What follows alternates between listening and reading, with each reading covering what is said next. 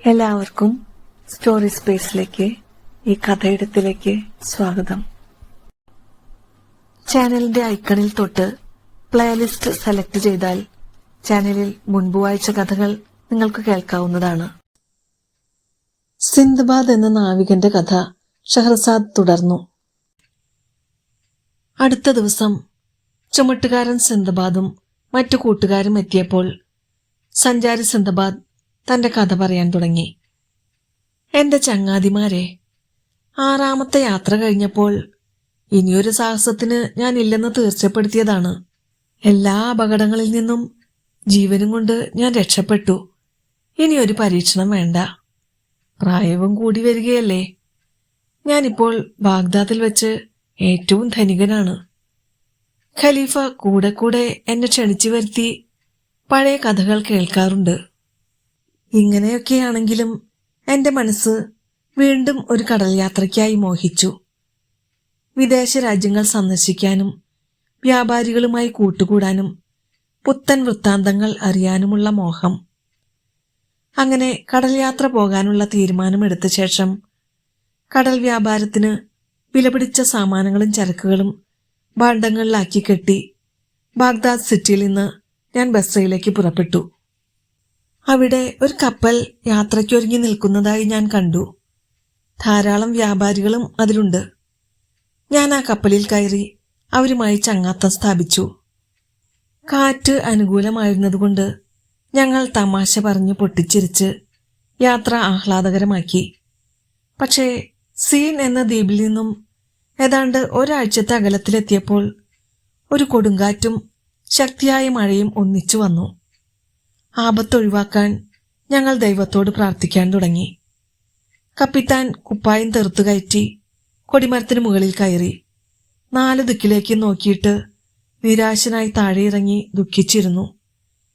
എന്താണ് കാരണമെന്ന് ചോദിച്ചപ്പോൾ അയാൾ പറഞ്ഞു, ഈ അപകടത്തിൽ നിന്ന് രക്ഷിക്കാൻ നമുക്ക് അള്ളാഹുവിനോട് പ്രാർത്ഥിക്കാം.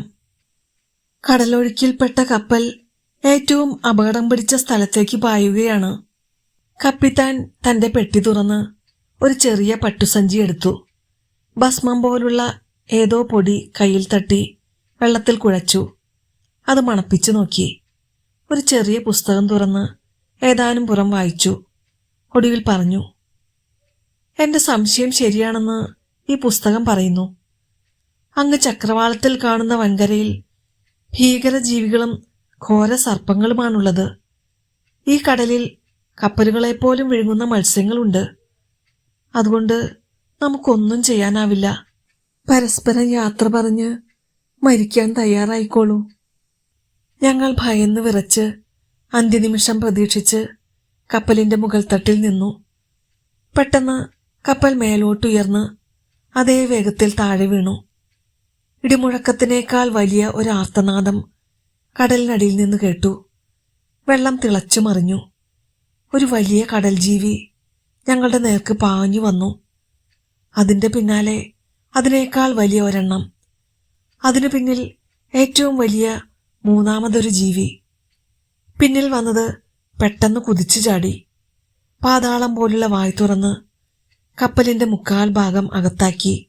ഞാൻ ചരിഞ്ഞ മുകൾ തട്ടിന്റെ അറ്റത്തേക്ക് ഓടിച്ചെന്ന് കടലിൽ ചാടി.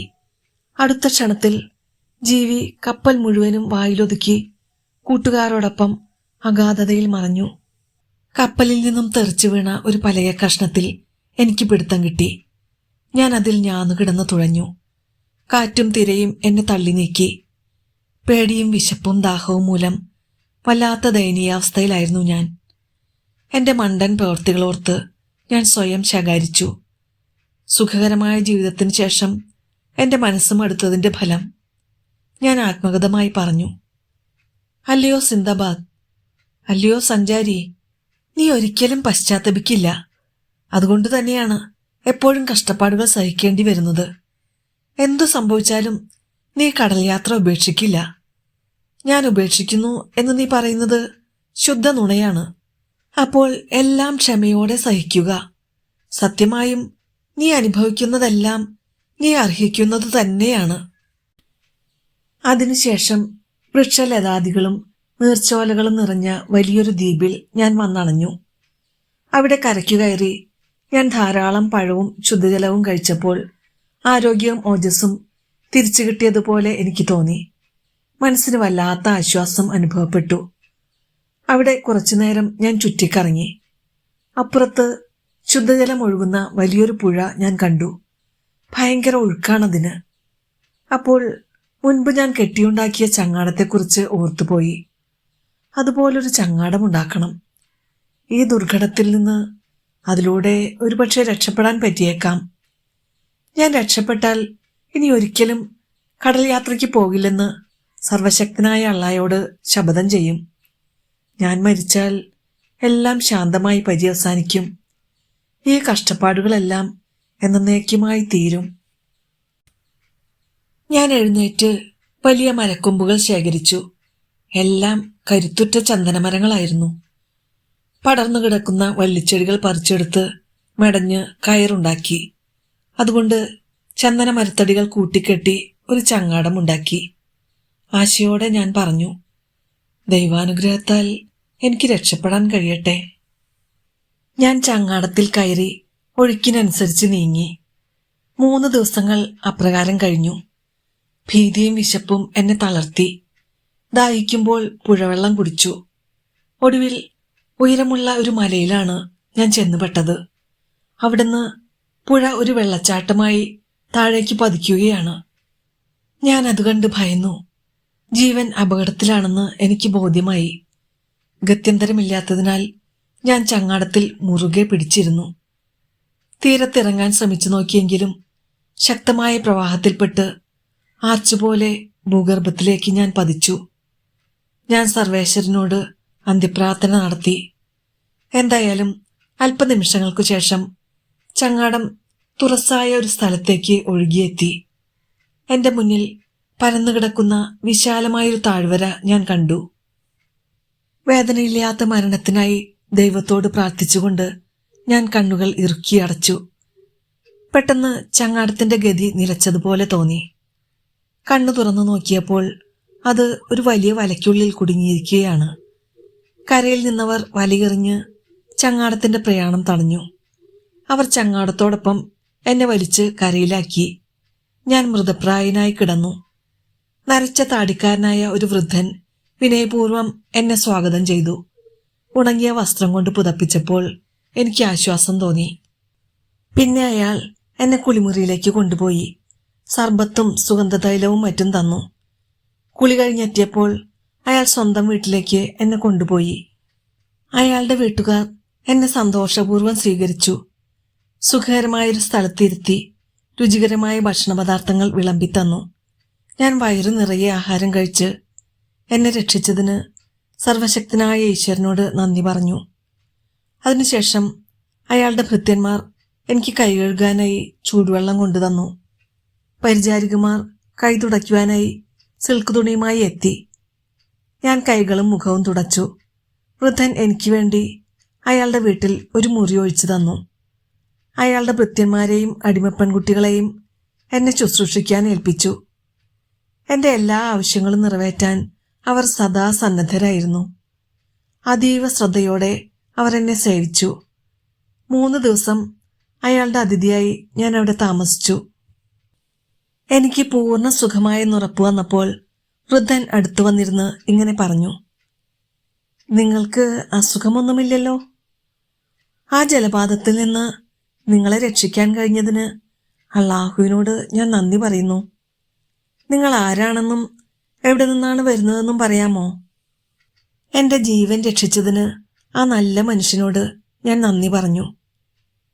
എന്റെ പേര് സിന്ദബാദ് എന്നാണ്. അനേകം കപ്പൽ യാത്രകൾ നടത്തിയിട്ടുള്ളതുകൊണ്ട് നാവികനായ സിന്ദബാദ് എന്നാണ് അറിയപ്പെടുന്നത്.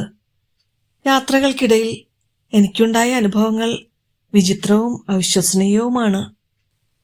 ഞാൻ ആ കഥകളെല്ലാം വൃദ്ധനോട് പറഞ്ഞു. എന്റെ കഥകൾ കേട്ട് അത്ഭുതസ്തബ്ധനായി അദ്ദേഹം ഒന്നും മിണ്ടാതിരുന്നു. വൃദ്ധൻ പിന്നീട് ചോദിച്ചു, കുഞ്ഞേ, നീ കൊണ്ടുവന്നിട്ടുള്ള ചരക്കുകൾ ഇവിടെ വിൽക്കുന്നില്ലേ? അതിന് നല്ല വില കിട്ടും. ഞാൻ അത്ഭുതപ്പെട്ടു. എന്താണ് അദ്ദേഹം ഉദ്ദേശിച്ചതെന്ന് മനസ്സിലായില്ല.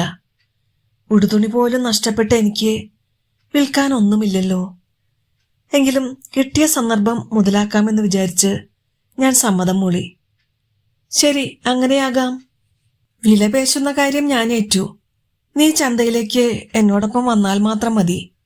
നല്ല വില കിട്ടിയാൽ കൊടുക്കാം, ഇല്ലെങ്കിൽ ചരക്കുകൾ എന്റെ വീട്ടിൽ സൂക്ഷിക്കാം. ഞാൻ പരിഭ്രമം പുറത്തു കാണിച്ചില്ല.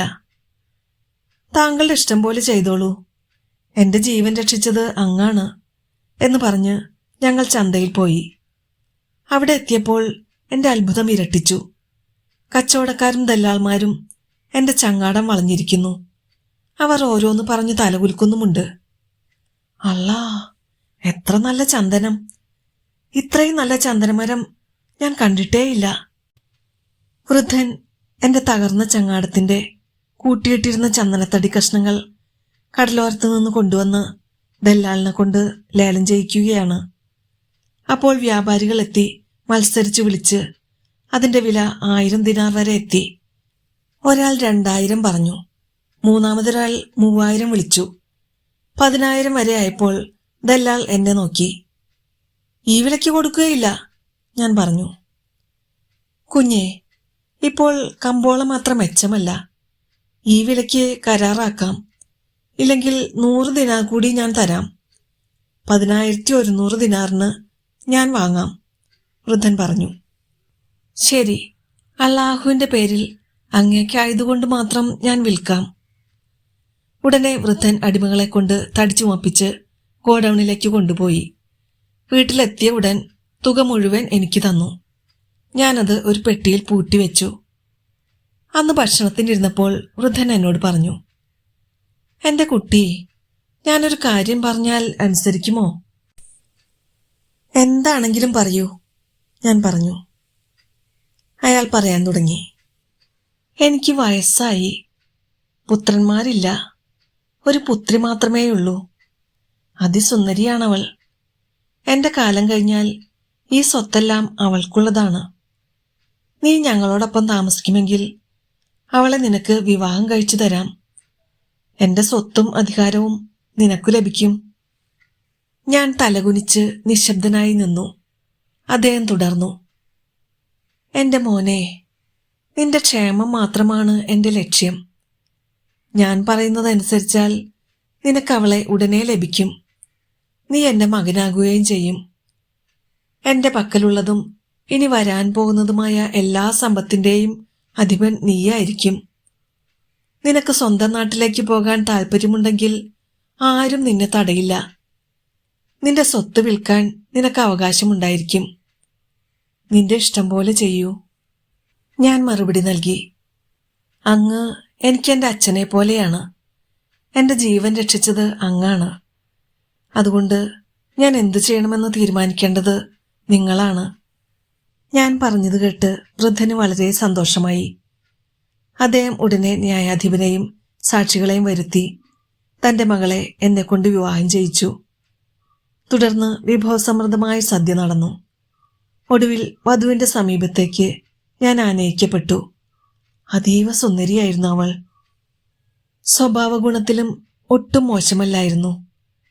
അവൾ അണിഞ്ഞിരുന്ന ആഭരണങ്ങൾക്കും വസ്ത്രങ്ങൾക്കും കൂടി 10,000 ദിനാർ വില വരും. ഞങ്ങൾ പരസ്പരം സ്നേഹിച്ച് പ്രണയലീലകളിൽ മുഴുകി ദീർഘകാലം കഴിച്ചുകൂട്ടി. കുറച്ചു നാളുകൾക്ക് ശേഷം അവളുടെ അച്ഛൻ ഇഹലോകവാസം വെടിഞ്ഞു. അദ്ദേഹത്തെ ഞങ്ങൾ ആദരവോടെ സംസ്കരിച്ചു. അതിനുശേഷം അദ്ദേഹത്തിന്റെ എല്ലാ സ്വത്തുക്കളും ഭൃത്യന്മാരും അടിമകളും എന്റേതായി. അതിനു പുറമെ വ്യാപാരികൾ എന്നെ അദ്ദേഹത്തിന്റെ സ്ഥാനത്ത് അവരുടെ മുഖ്യനായി നിയമിച്ചു. മുമ്പ് അദ്ദേഹത്തിന്റെ അനുമതിയോ അറിവോ കൂടാതെ ഒരു ചരക്കും ക്രയവിക്രയം ചെയ്യപ്പെട്ടിരുന്നില്ല. ആ പദവി ഇപ്പോൾ എന്നിലേക്ക് പകർന്നു. ഇപ്പോഴെനിക്ക് അവരുടെ ആചാരങ്ങളും ജീവിത രീതികളും അടുത്തുനിന്ന് കാണാനും മനസ്സിലാക്കാനുമുള്ള അവസരം ലഭിച്ചു. അങ്ങനെ അവരുമായി ഇഴുകിച്ചേർന്ന് ജീവിക്കവേ വിചിത്രമായൊരു കാര്യം ഞാൻ മനസ്സിലാക്കി. ഓരോ മാസാരംഭത്തിലും അവരുടെ മുഖത്തിന്റെ രൂപം മാറി ഒരു പക്ഷിയുടേതുപോലെയാകുകയും അവർക്ക് ചിറക് മുളയ്ക്കുകയും ചെയ്യുന്നു. പിന്നീട് അവർ ആകാശത്തേക്ക് പറന്നുയരുന്നു. അപ്പോൾ നഗരത്തിൽ സ്ത്രീകളും കുട്ടികളും മാത്രമേ അവശേഷിക്കൂ. ഈ വൈചിത്ര്യവുമായി ക്രമേണ ഞാൻ പൊരുത്തപ്പെട്ടു. നഗരത്തിൽ ചിറകുമുളയ്ക്കാത്ത ഒരേ ഒരു പുരുഷൻ ഞാൻ മാത്രമായിരുന്നു. അതൊരു കുറവായി എനിക്ക് തോന്നി. ചിറകിന്റെ രഹസ്യം എന്താണെന്നും എങ്ങനെയാണത് മുളയ്ക്കുകയും അപ്രത്യക്ഷമാവുകയും ചെയ്യുന്നതെന്നും കണ്ടുപിടിക്കാൻ എനിക്ക് കഴിഞ്ഞില്ല. അവരെന്നോട് പറഞ്ഞുമില്ല. എനിക്കും ഒന്ന് പറന്നാൽ കൊള്ളാമെന്നുള്ള മോഹമുണ്ടായി. സ്നേഹിതനായ ഒരു വ്യാപാരിയോട് കാര്യം പറഞ്ഞു. പലപ്പോഴായി എന്റെ സഹായം സ്വീകരിച്ചിട്ടുള്ള അയാൾ ആദ്യം ഒഴിഞ്ഞു മാറിയെങ്കിലും ഒടുവിൽ സമ്മതിച്ചു. ഭാര്യയോട് പറഞ്ഞിട്ട് ഞാൻ പറക്കാൻ തയ്യാറായി. സ്നേഹിതന്റെ ശരീരത്തിൽ പറ്റിപ്പിടിച്ചപ്പോൾ അയാൾ ചിറക് വിടർത്തി മേലോട്ടുയർന്നു. വളരെ ഉയരത്തിലെത്തിയപ്പോൾ ദേവകന്യകമാരുടെ സംഗീതവും സ്വർഗീയമായ നാദധാരയും എനിക്ക് കേൾക്കാൻ കഴിഞ്ഞു. ഞാൻ ഉറക്കെ വിളിച്ചു പറഞ്ഞു, അല്ലാഹുവിന്റെ മഹത്വം വാഴ്ത്തപ്പെടട്ടെ. ഞാനിത് പറഞ്ഞപ്പോഴേക്കും ആ മനുഷ്യൻ ശരം പോലെ താഴേക്ക് വന്നു. എനിക്ക് ബോധക്കേടുണ്ടായി. ഒരു മലമുകളിൽ വന്നു വീണതുകൊണ്ട് ഞങ്ങളുടെ എല്ലുകൾ നുറുങ്ങിയില്ല. എന്നെ ചുമന്നുകൊണ്ടുവന്നവൻ പിശാചിനെ പോലെ ക്രുദ്ധനായി നോക്കിയിട്ട് അപ്രത്യക്ഷനായി. ആ കൊടുമുടിയിൽ ഞാൻ ഏകനായി. ഭാര്യയുടെ അടുത്തെത്തുന്നതെങ്ങനെ? അല്ലാഹുവിന്റെ അനുഗ്രഹം മാത്രമേ ആശ്രയമുള്ളൂ. ഓരോ ആപത്തിൽപ്പെടുമ്പോഴും അവനാണ് എന്റെ രക്ഷയ്ക്കെത്തുന്നത്.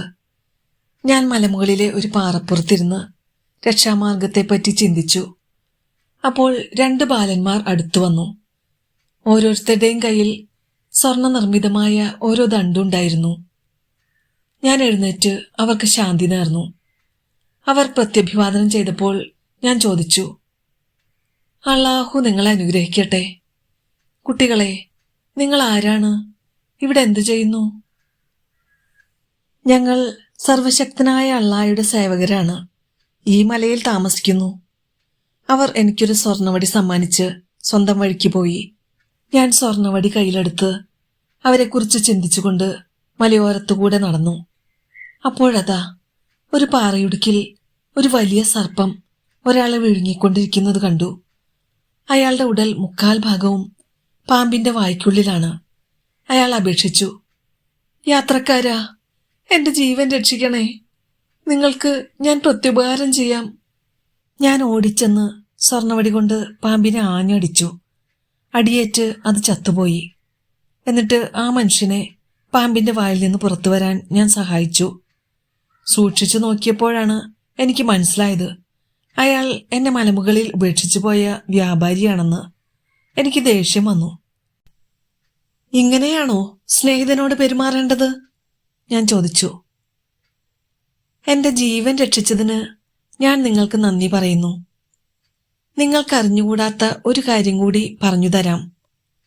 നിങ്ങൾ അല്ലാഹുവിന്റെ നാമം ഉച്ചരിച്ചത് മൂലമാണ് നമ്മൾ ആകാശത്തു നിന്നും വീഴാൻ കാരണം. ഞങ്ങൾ ആരും ആ പേരുച്ചരിക്കാറില്ല. എന്നോട് ക്ഷമിക്കൂ, എനിക്കതിനെക്കുറിച്ചൊന്നും അറിയില്ലായിരുന്നു. എന്നാൽ നീ എന്നെ നിന്നോടൊപ്പം കൊണ്ടുപോയാൽ ഞാൻ ഒരക്ഷരം മിണ്ടില്ലെന്ന് സത്യം ചെയ്യാം, ഞാൻ പറഞ്ഞു. അവൻ എന്നോട് അനുകമ്പ തോന്നി. എന്നെ ചുമന്നുകൊണ്ടു പോകാമെന്നേറ്റു. എന്നാൽ ഒരു വ്യവസ്ഥയിൽ മാത്രം. ഞാൻ അവന്റെ പുറത്തിരിക്കുന്നിടത്തോളം കാലം ദൈവത്തെ സ്തുതിച്ചുള്ള പ്രാർത്ഥനയൊന്നും ചൊല്ലാൻ പാടില്ല. ഞാൻ സമ്മതിച്ചു.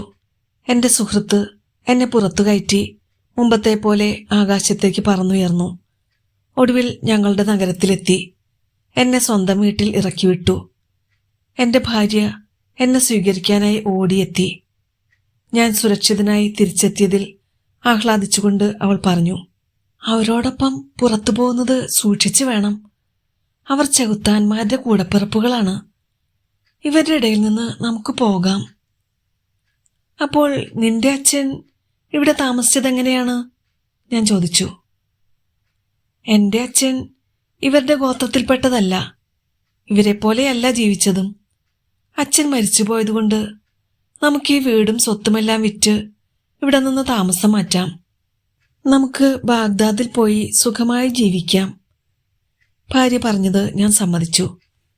സ്ഥാവര ജംഗമ വസ്തുക്കൾ നല്ല വിലയ്ക്ക് വിറ്റ് അവിടെ നിന്ന് കച്ചവടത്തിനുള്ള ചരക്കുകൾ വാങ്ങി ഒരു കപ്പലിൽ ഞാനും ഭാര്യയും ബാഗ്ദാദിലേക്ക് മടങ്ങി. സുരക്ഷിതരായി ഞങ്ങൾ ബാഗ്ദാദിൽ തിരിച്ചെത്തി. അവിടുത്തെ ആളുകൾ എന്റെ 7ാം കടൽ യാത്ര 27 വർഷങ്ങൾ നീണ്ടുനിന്നെന്ന് കണക്കുകൂട്ടി. യാതൊരു ആശയ്ക്കും വകയില്ലെന്ന് കരുതിയിരിക്കുമ്പോഴാണ് എന്റെ തിരിച്ചുവരവിനെക്കുറിച്ച് കേൾക്കുന്നത്. അവർ ആഹ്ലാദത്തോടെ എന്നെ സ്വീകരിക്കാനായി ഓടിയെത്തി. ഞാൻ സുരക്ഷിതനായി തിരിച്ചെത്തിയതിൽ ആഹ്ലാദം പ്രകടിപ്പിച്ചു. എനിക്ക് സംഭവിച്ച കാര്യങ്ങളെല്ലാം ഞാൻ അവരെ ധരിപ്പിച്ചു. അത് കേട്ട് അവർ വല്ലാതെ വിസ്മയിച്ചു പോയി. ഇനി ഞാൻ കടൽ യാത്ര ചെയ്യില്ലെന്ന് ആണയിട്ടു. കരയിലോ കടലിലോ ഇനി സഞ്ചരിക്കില്ലെന്ന് സർവശക്തനായ അള്ളാഹയുടെ പേരിൽ പ്രതിജ്ഞയെടുത്തു. ഈ 7ാമത്തേതും അവസാനത്തേതുമായ യാത്രയോടെ എനിക്ക് സഞ്ചാരത്തിലും വീരസാഹസങ്ങളിലും മടുപ്പായി. ഒരാപത്തും കൂടാതെ എന്നെ നാട്ടിലെത്തിച്ച ദൈവത്തിനോട് ഞാൻ നന്ദി പറഞ്ഞു. ഒന്ന് ഓർത്തു നോക്കൂ, ചുമട്ടുകാരനായ സിന്ദബാദ്, സഞ്ചാരി സിന്ദബാദ് തുടർന്നു. എന്തുമാത്രം ദുരിതങ്ങളും കഷ്ടപ്പാടുകളുമാണ് ഈ നിലയിലെത്തുന്നതിന് മുമ്പ് ഞാൻ സഹിച്ചത്. ഓരോരുത്തരുടെയും പ്രയത്നത്തിന്റെ ഫലമാണ് അവർ അനുഭവിക്കുന്നത്. എന്നോട് ക്ഷമിക്കൂ. അള്ളാഹ് നിങ്ങളോടൊപ്പം ഉണ്ടാകട്ടെ. ഞാൻ അങ്ങയോട് അസൂയപ്പെട്ടതിന് മാപ്പ് തരൂ. ചുമട്ടുകാരൻ സിന്ദബാദ് സഞ്ചാരി സിന്ദബാദിന്റെ കൈപിടിച്ച് ചുംബിച്ചുകൊണ്ട് പറഞ്ഞു. ആ സൗഹൃദം അവർ മരണം വരെ തുടർന്നു. ആഹ്ലാദവും സന്തോഷവും സമാധാനവും നിറഞ്ഞ ജീവിതം അവർ അവസാനം വരെ പങ്കുവച്ചു.